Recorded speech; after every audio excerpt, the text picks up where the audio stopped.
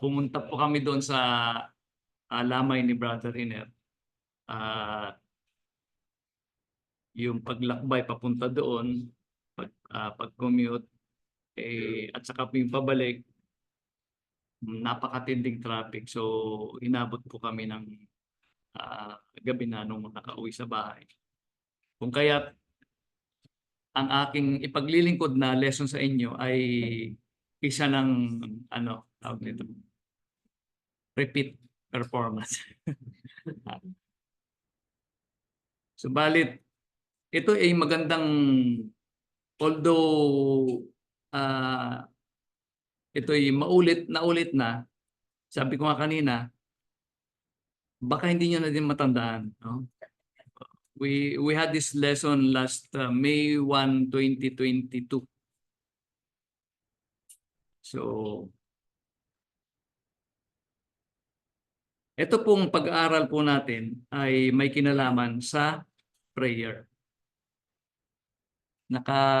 I hope na naka-share doon sa ating mga kapatid na nasa online. This lesson is about prayer. At napakahalaga po, mga kapatid, ng subject na ito, no, yung prayer. Sabi nga ng isang scholar o isang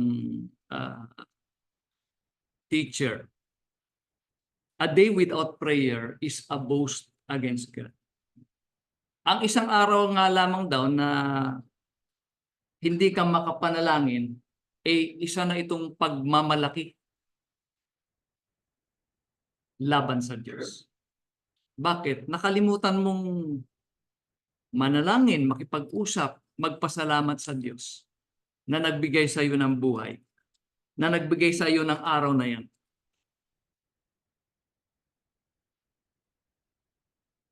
Kaya isa po itong, tama po yan eh, isa po itong pagpapalalo or pagmamayabang.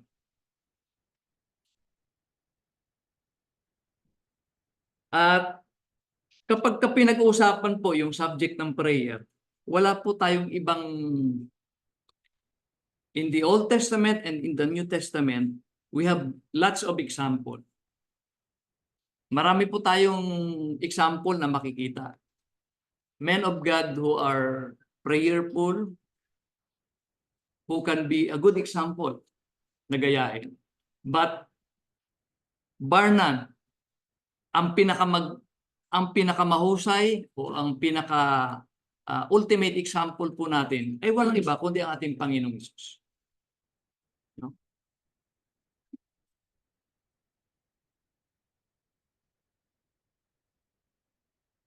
Okay. Nakaharang. So titingnan po natin yung importance ng prayer sa buhay ng ating Panginoon.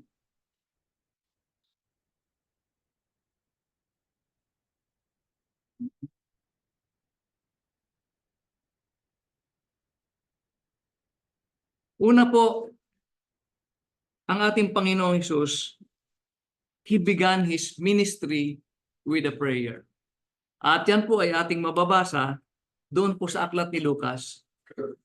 Sabi po niya dyan, sa paglalahad ni Lucas, when all the people were being baptized, Jesus was baptized too. And as He was praying, heaven was opened, and the Holy Spirit descended on Him in bodily form like a dove, and a voice from heaven, "You are my Son, whom I love. With you I am well pleased." Now Jesus Himself was about 30 years old when He began His ministry. So ito po yung pasimula ng ministry ng ating Panginoon. And at that moment, no, bago po nag-umpisa yung kanyang ministry, siya po ay nanalangin. Kung kaya po, nabuksan ang langit at ito nga pong kaganapan na ito, that the Holy Spirit descended on Him and confirmed that He is indeed the Son of God. Merong tinig mula sa langit. So makikita po natin dito, yung ating Panginoon, bago nag-umpisa, nag-umpisa siya sa kanyang misyon, sa kanyang trabaho, o yung misyon ng kanyang pagliligtas, siya po ay nanalangin. Which is very good example to all of us. Na bago tayo mag-umpisa ng ating mga plano o gawain, ay manalangin tayo sa Panginoon. We ask God for wisdom. We seek guidance from God. Pangalawa, Jesus starts his day with a prayer. Ilan po sa atin ngayon na nandirito, ang pagkagising kanina umaga ay nanalangin. Nagpasalamat sa Diyos na siya ay buhay pa, na siya ay nagising pa.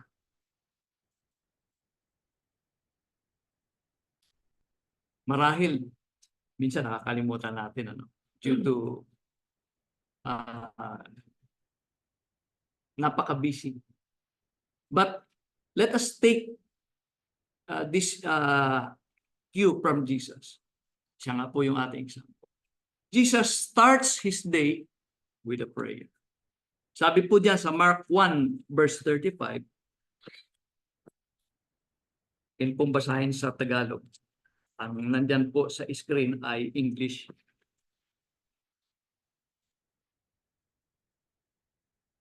Sabi po dito mga kapatid, at nagbangon siya ng madaling araw. Kita po ninyo? Madaling araw. No? Sabi po diyan sa English, very early in the morning while it was still dark. So gising na ang Panginoon, pagkagising niya at nagbangon siya ng madaling araw, na malalim pa ang gabi at lumabas at napasa isang dakong ilang at dooy nanalangin. So pagkagising ng ating Panginoon, naghanap siya ng isang lugar na tahimik. And in that solitary place, he prayed to the Father. Napakagandang example na ating dapat gayahin na pagkagising po natin. We need not go to a solitary place. Halimbawa, ang bahay po natin maliit na sikip. Just doon po, mismo sa ating higaan. We can do that before anything else na pumasok sa ating isipan. Let us first thank God that He let us wake up to that brand new, beautiful day. Yan po ang example ng ating Panginoon.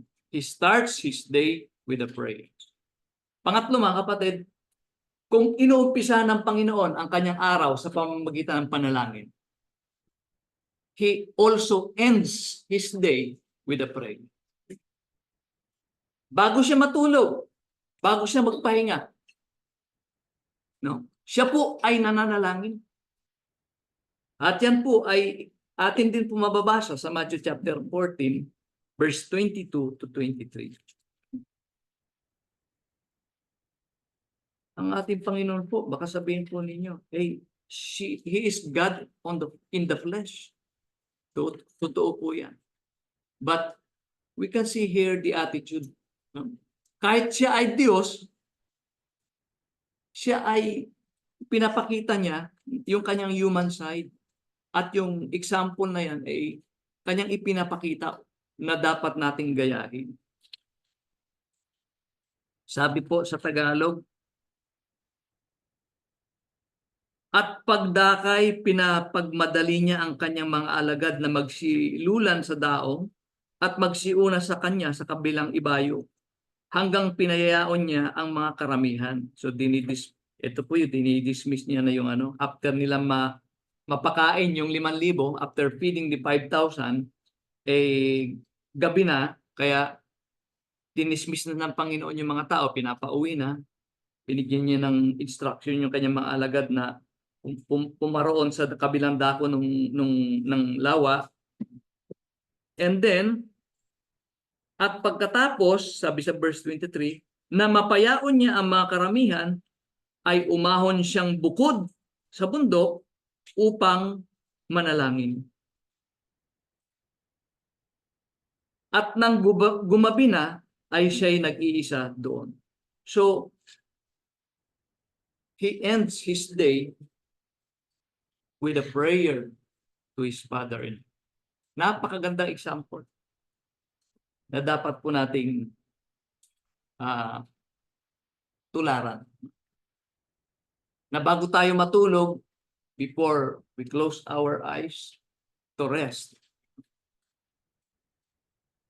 Yan po yung ating yan po matatawag na ng close of our day. Yung pag nag-close na yung ating mata para matulog. And yan po ang pinakamagandang gawin. Magpasalamat sa Panginoon. Manalangin bago po natin i-close yung ating hapon before the end of our day. So, going on. Ito po. Jesus also prayed while going about his work. So, habang siya po ay nagtatrabaho o gumagawa ng kanyang ministeryo, he is praying. At yan po ay makikita natin, una, he prayed before performing miracles.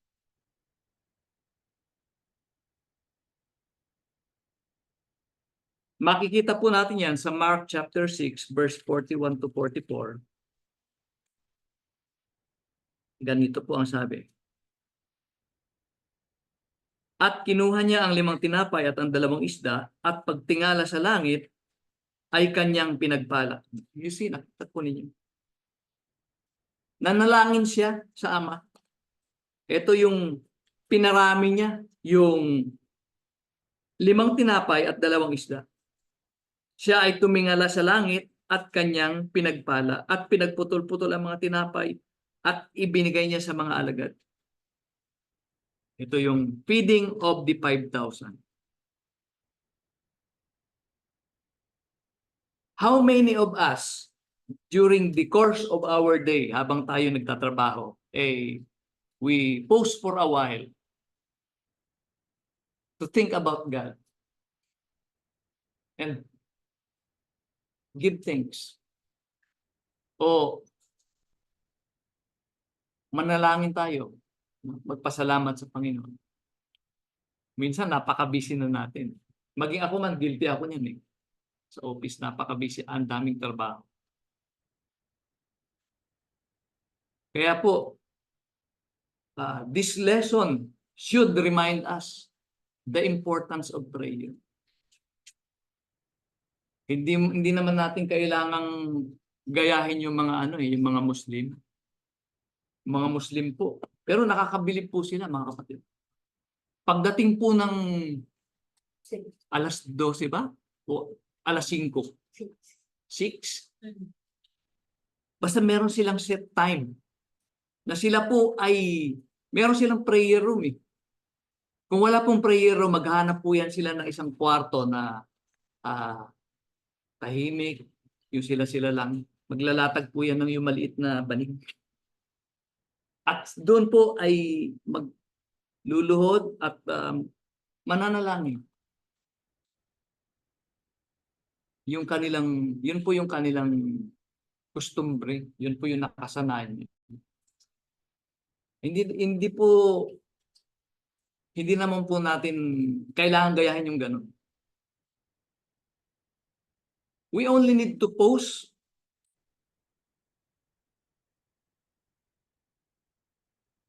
O pwede nga hindi mo isarado ang iyong mata. No? You just pause for a while and you think about God. You pray to God. Give thanks.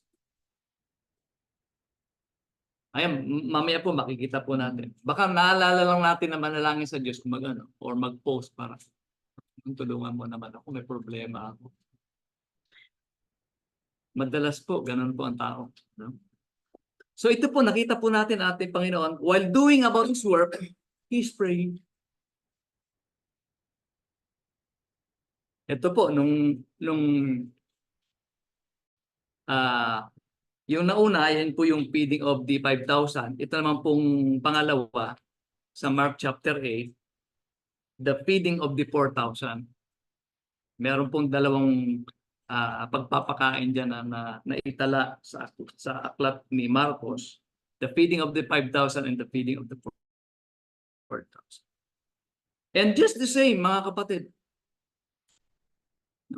bago dinistribute yung mga tinapay, nagpasalamat ng Panginoon. We can also apply this sa pagkain natin. Baka sa pagmamadali natin, gutom na ako. Meron po mga ganun mga tao eh. Nagmamadaling makasubo o kumain. Kasi gutom na. Without even giving thanks to God doon sa pagkain na kanilang isusubo. Wag po nating kakalimutan na magpasalamat sa Panginoon before our meals. Ayan po, bago sila kumain, nagpasalamat ng Panginoon.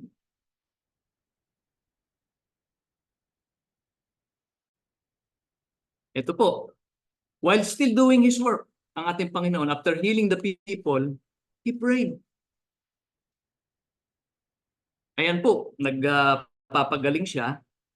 Pagkatapos, sabi diyan, akin pong basahin para mas maliwanag. Luke chapter 5, 15 to 16. Ano po ang sinasabi diyan sa Tagalog? 15 to 16.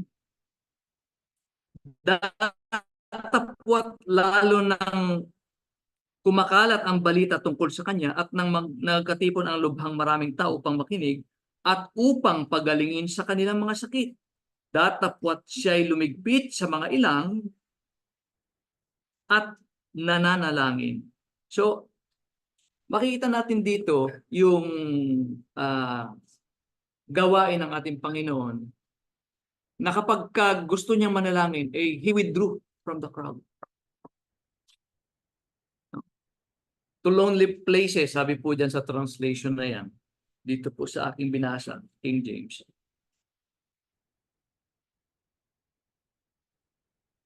He withdrew himself into the wilderness. So, humihiwalay siya doon sa karamihan para siya ay manalangin.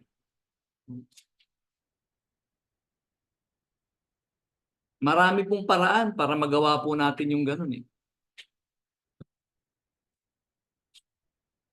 And prayer need not be 30 minutes long. In fact, the shortest prayer is yung sinabi ni Peter na Lord save me, yung siya ay nalulun. Madaling manalangin. It's just it just takes sincerity. Kasi alam naman ng Panginoon kung yung panalangin mo ay galing sa puso. So yan po. Ituloy po natin. While healing the deaf and mute. Again, sa Mark chapter 7, ito po makikita po natin na habang siya ay nagtatrabaho, siya po ay nananalangin. And this is also part of his healing the deaf and mute. At siya muling umalis sa mga hangganan sa Tiro at napasisyon hanggang sa dagat ng Galilea. At dinala nila sa kanya ang isang bingi at utal. At ipinamanhik nila sa kanya na kanyang ipatong ang kanyang mga kamay sa kanya. At siya'y inihiwala niya ng bukod sa karamihan at isinuot ang kanyang mga daliri sa mga tainga niya. At siya'y lumura at hinipo ang kanyang dila. At pagkatingala sa langit, ay siya'y nagbuntong hininga at sinabi sa kanya, ipata sa makatwid bagay mabuksan, at nangabuksan ang kanyang mga pakinig at nakalag ang tali ng kanyang dila at siya'y nakapagsalitang malinaw. So makikita po natin dito na although this is part, no? Masasabi po natin na this is part of his activity of healing the deaf and the blind. Makikita natin dito na even doon sa kanyang kalagitnaan ng kanyang pagtatrabaho o paggawa, hindi po siya nakakalimot na manalangin sa Ama, na magpasalamat. Remember, mga kapatid, pwede naman niyang pagalingin niyang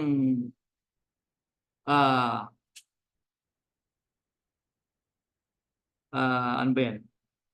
Bingi at pipi, pwede niyang pagalingin yan on the spot directly. Because He is God in the flesh. He has the power. But you can see here the attitude of our Lord. Na He is guided or governed by or controlled by God the Father sa kanyang mga activity. Tuloy po natin. Ito po, bago niya before He raised Lazarus from the dead, sabi po dyan sa Luke chapter 5.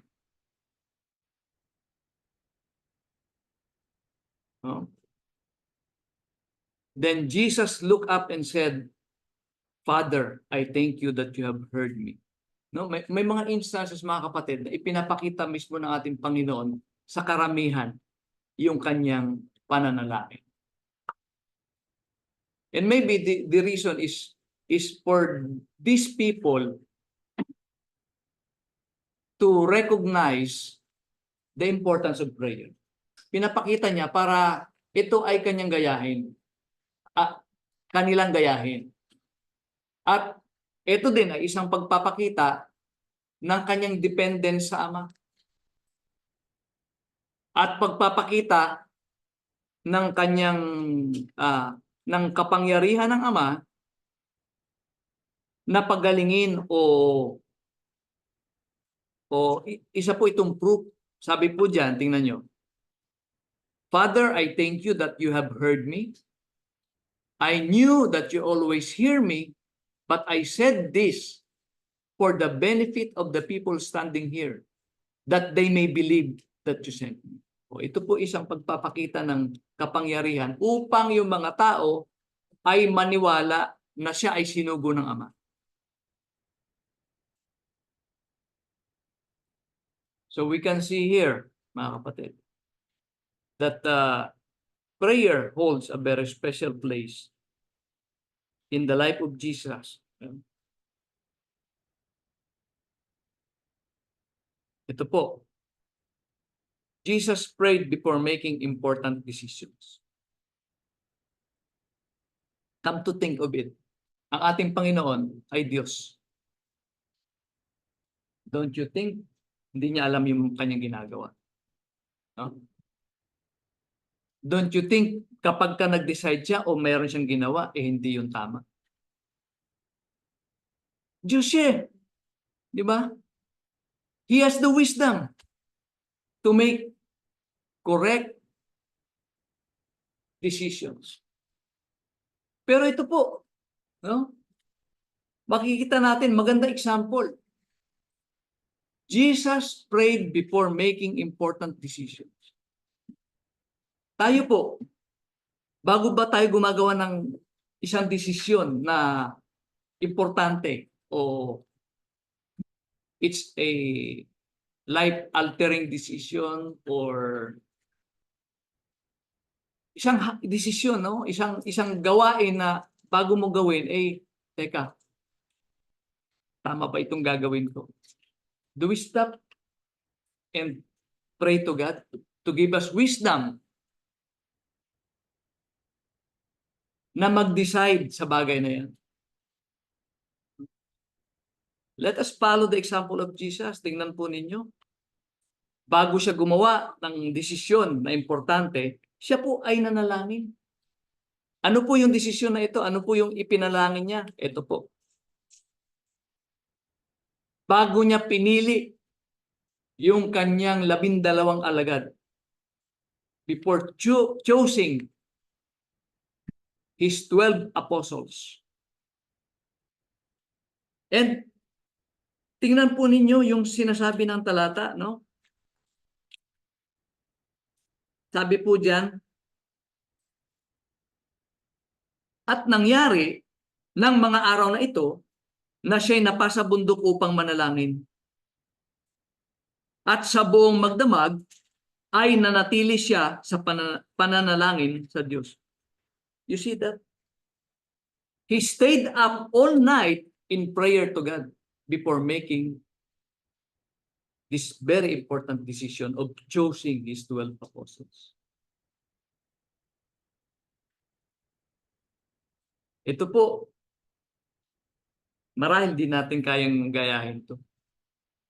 Buong gabi, hindi ka matutulog. Manalangin ka lang sa Ama para bigyan ka ng wisdom para makagawa ng magandang desisyon. But, pwede nating gayahin na before making a important decision, we need to consult our Father in Heaven.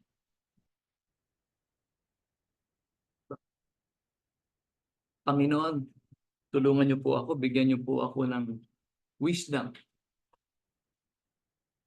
para po aking i-evaluate, i-analyze ang gagawin kong decision. Kung ito ba ay naayon sa iyong kalooban.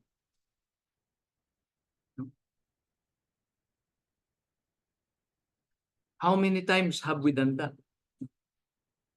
Sa ating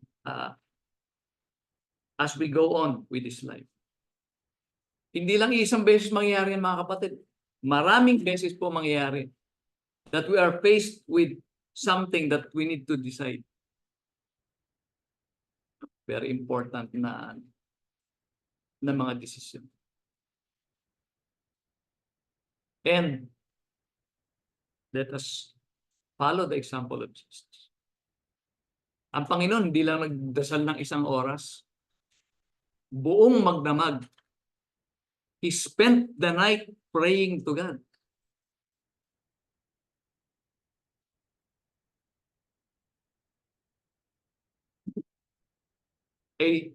Ang ating Panginoon, kung wisdom lang pag-uusapan,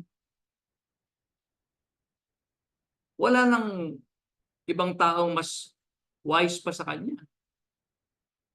But then, He still consulted His Father in Heaven. Napakagandang example, no? Na sana ay gayahin po natin. Especially sa mga young people. And Jesus spent the whole night praying to God before choosing His 12 apostles. Ito po, yung sinasabi ko kanina, dito tayo magaling. In times of trouble and sorrow, kahit hindi na tayo sabihan na manalangin, it's human nature na when we are faced with a problem or we are in trouble, we are in sorrow, we are automatic yan. Sabi pa nga nila, matik yan. Matik yan. Human nature yan. Mananalangin ka sa Panginoon to get you out of trouble. To get you out of that misery. Pero wag naman sana, mga kapatid, na during times of trouble and sorrow lang tayo manalangin. No? So, in Matthew chapter 26 verse 36 to 44, ito po yung ang Panginoon ay nandoon sa Garden of Gethsemane at malapit na siyang hulihin nung mga kawal ng Imperyong Roma para siya ay ang kasunod po nito yung kanyang trial and then his crucifixion.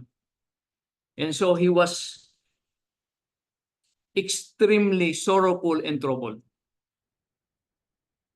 Sabi po dyan, verse 38, then he said to them, my soul is overwhelmed with sorrow to the point of death. Stay here and keep watch with me. And going a little further, medyo iniwan niya ng konti yung kanyang mga alagad, siya po ay, he fell with his face to the ground. So, ito po, this shows one of the position or posture of prayer. Pwede po tayong manalangin. Ito po, nagpapakita ng humility ng ating Panginoon. No? Siya ay nanalangin sa Ama na nakadapa sa lupa with his face to the ground. And he prayed, Father, if it is possible, may this cup be taken from me. Yet not as I will, but as you will. Ito po yung panalangin na ipinapakita din ng Panginoon na kapag nananalangin ka, hindi ka dapat mag-demand sa Panginoon. Hindi ka dapat mag-demand sa Diyos, Panginoon, gusto ko ng ganito. Panginoon, alisin mo to sa akin. O Panginoon, gawin mo to. O Panginoon, gusto kong ganito ang mangyari. No. Prayer should be like this. Not as I will, but as you will.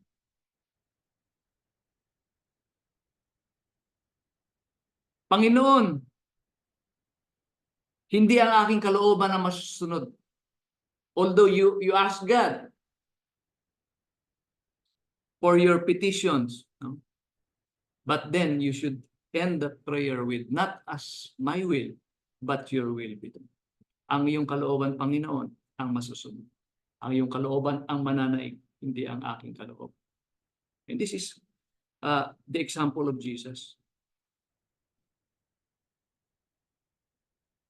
Kasi kapag minsan po, or hindi kapag minsan, madalas siguro, ang tao ganun po when he is, may problema siya, he is in the midst of trouble and sorrow, Panginoon, ganito po ang gusto ko, ganito ang kailangan ko. Yun bang kung ano yung tingin natin magbe-benefit sa atin. Panginoon, ganito talagang kailangan ko. Ganito talaga ang gusto ko mangyari. Tulungan niyo ako. But it is not as I will, but as you will. Sabi ng ating Panginoon Jesus sa kanyang Ama. Number 7. Ang ating Panginoong Jesus hindi lamang nagdarasal para sa kanyang sarili, kundi para sa kanyang mga alagad at para sa lahat ng mananampalataya. So very unselfish. No? At ito po ang dapat natin gayahin din, mga kapatid. Hindi yung, Panginoon, gusto ko ng ganito. Panginoon, kailangan ko ng ganito. Panginoon, pagalingin mo ako sa akin. Hindi po masama na manalangin tayo sa ating sarili. But let us not forget also to pray for our brothers. Pag may sakit ka o may dinaramdam ka, nananalangin ka, Panginoon, pagalingin niyo po sana ako sa aking karamdaman. Tama po yan. Pero kapag kasi kapatid na may sakit, hindi mo malang maalala ipanalangin. No? Okay. Nakalimutan ko yun. Hindi po dapat ganoon ang attitude. Dapat ipanalangin din natin yung ating mga kapatid, yung kanilang kapakanan. Panginoon, sana po pagalingin niyo or please provide a way para maibsan yung sakit o gumaling si kapatid na ganito. O yung mga kapatid natin na nasalanta ng bagyo. No? O hindi man tayo makapagbigay ng ating financial na dahil wala tayong maibibigay na tulong. Ano man lang yung ipanalangin po natin, Panginoon. Alalahanin natin sa ating panalangin, Panginoon, sana po gawan niyo ng paraan upang yung mga tulong na galing sa sa pamahalaan ay makarating sa kanila. Have we done that? Sana po gawin natin. Ito po ang ating Panginoon, binigyan tayo ng example. Oh. He prayed not only for himself, but he prayed for his disciples and for all believers. Ayan po yung John chapter 17 verse 1 to 25, that is his prayer, no? Yung sa verse 5, that is his prayer for himself. And then next, he prayed for his apostles. Sabi niya, I pray for them. Holy Father, protect them by the power of your name. He prayed for the protection of his apostles. My prayer is not that you take them out of the world, but that you, ano ba yan? But that you protect them from the evil one. And he even prayed for them to be sanctified by the truth.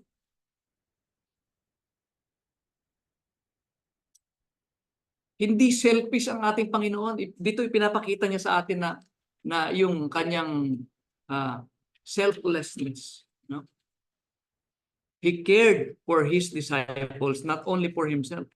And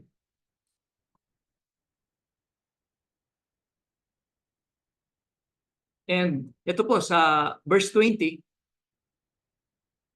he prayed for all the believers. Sabi po niya dyan, my prayer is not for them alone. I pray also for those who will believe in me through their message. So, ibig sabihin po, lahat ng naniwala sa aral ng mga apostol, sa aral ng Biblia, kasama po dyan sa panalangin ng ating Panginoon. That all of them may be one, Father, just as you are in me and I am in you.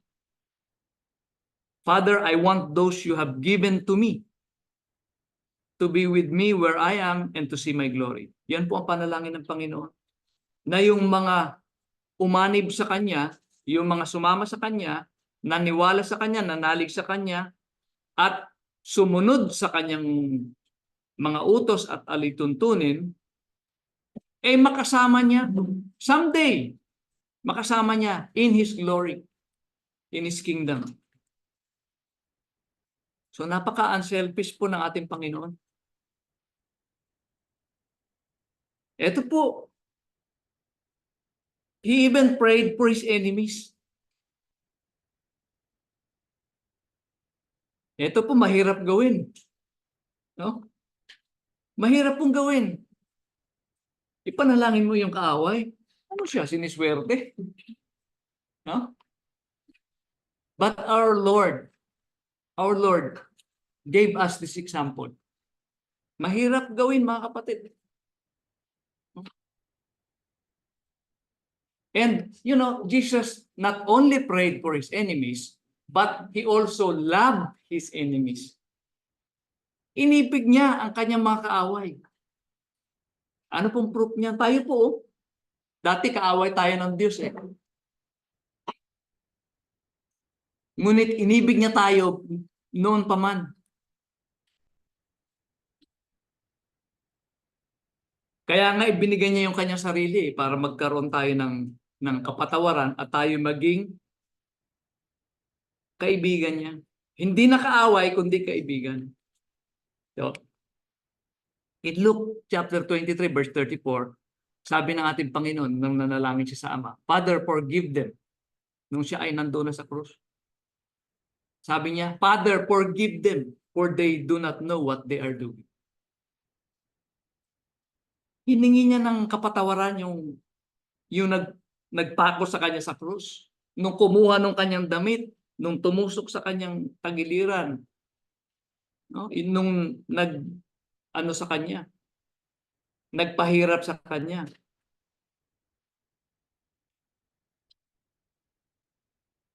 And in the Sermon on the Mount, Matthew chapter 5 verse 44, sabi ng Panginoon, "But I tell you, love your enemies and pray for those who persecute you." Mahirap gawin, mga kapatid, but that is the command of God. No? Mahirap gawin, pero kailangan gawin.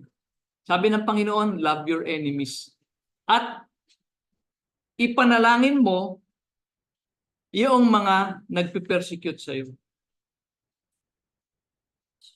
Yung mga nagbabash sa iyo, yung mga nagpapahirap sa buhay mo, panalangin mo, sabi ng Panginoon.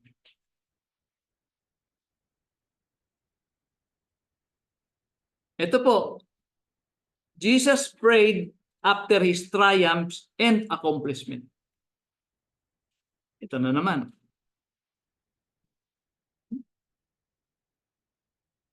Nung ikaw ay graduate sa school, nagpasalamat ka ba nagdasal ka ba sa Panginoon? Nagpasalamat ka ba sa Kanya? Nung nakapasa ka ng board exam, no? Did you pray and thank God? Nung na-promote ka, did you pray and thank God?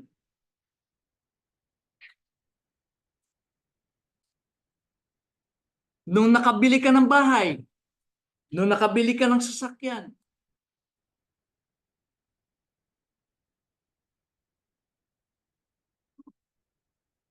ito po, ang ating Panginoon, He prayed after His triumphs and accomplishment.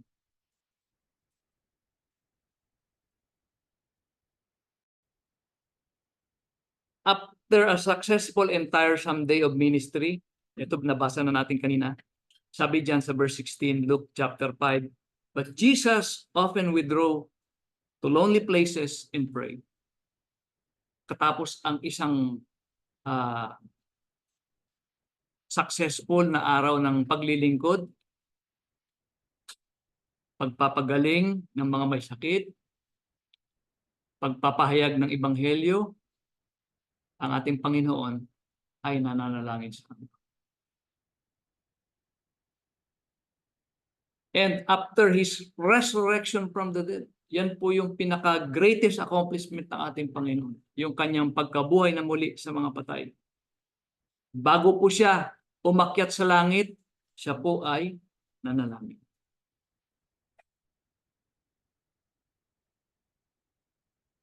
When He had led them out to the vicinity, sabi po sa Luke chapter 24 verse 50, He lifted up His hands and blessed them. So makikita po natin dito na yung place of prayer in the life of our Lord is very important. Halos lahat po ng kanyang galaw, plano, desisyon ay kaakibat po nun, mga kapatid, ay yung panalangin.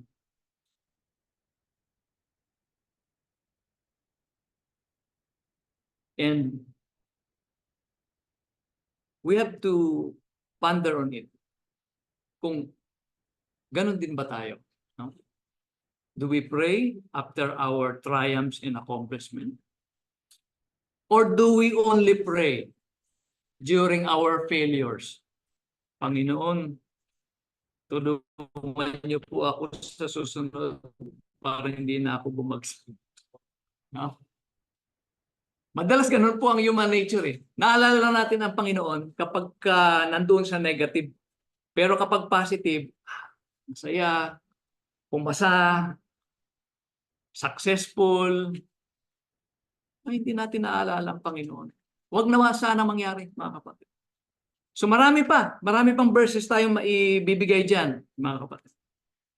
Pero ang sabi po dyan sa aklat ni Juan, John chapter 21, verse 25, Jesus did many other things as well.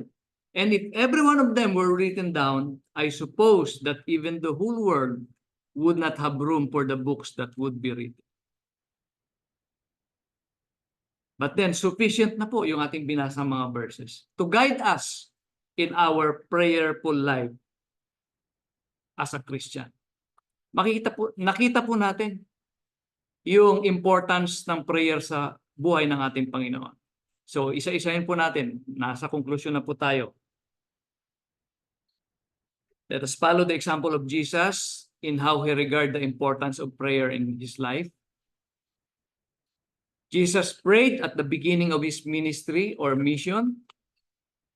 Jesus starts and ends his day with a prayer.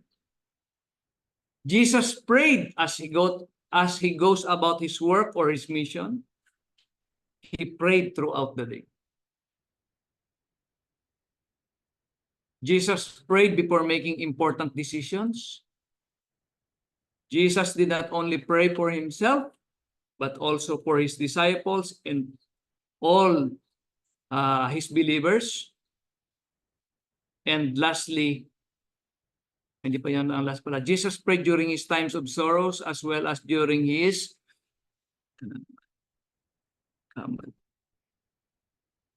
success and triumphs. So,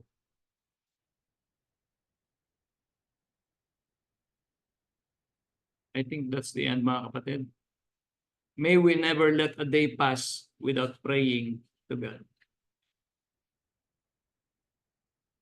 Huwag nawa nating kalimutan ang manalangin sa Panginoon. Sundin po, gayahin po natin ang ating Panginoong Hesus sa bagay na ito. Pagdating po sa panalangin. Maraming salamat po sa inyong pakikinig. Tayo po ay awit ng isang awitin. At susunod po niyan ay ibabahagi ni Brother Norley ang kanyang lesson sa atin. Meron pong tanong, mga kapatid, si Sister Jenny. Dun sa love your enemies, paano pag hindi mo pinatawad yung enemy mo, hindi ka makapupunta ka sa impyerno? Kapag hindi mo kaya na suhin, pagka hindi mo pinatawad, yes, or hindi mo minahal or pinatawad yung enemy. Ang hirap kaya nun ha.